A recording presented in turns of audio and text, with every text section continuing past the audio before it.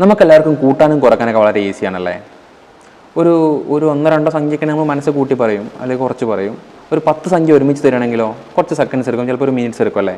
അപ്പോൾ ഒരു 10 സംഖ്യ ഒരുമിച്ച് വന്നാൽ ഞാൻ അങ്ങനെ ഈസി ആയിട്ട് കൂട്ടാമെന്നുള്ള 5 സെക്കൻഡ്സിൽ കൂട്ടിയ ആൻസർ പറയാം. മനസ്സിൽ കൂട്ടിയ ആൻസർ പറയാനുള്ള ഷോർട്ട് വീഡിയോ ആണ്.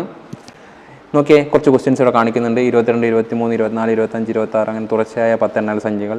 86, 87, 88, 89 തുടർച്ചയായ 10 എണ്ണൽ സംഖ്യകൾ. നോക്കി എങ്ങനെ ഈസി ആയിട്ട് കൂട്ടാം. തുടർച്ചയായ എണ്ണൽ സംഖ്യകളാണ്. അപ്പോൾ എന്താണ്, സമാന്തര ശ്രേണിയൊക്കെ ഉപയോഗിച്ച് കൂട്ടാം. ഈസി ആയിട്ട് അതിൻ്റെ ആൻസർ സമ്മ് പറയാൻ പറ്റുന്നൊക്കെ തോന്നും. ആദ്യ പദം കൂട്ടുന്നു, അവസാന പദം കൂട്ടുന്നു, പകുതി എടുക്കുന്നു, എണ്ണം കൊണ്ട് ഗുണിക്കുന്നു, ആൻസറായി.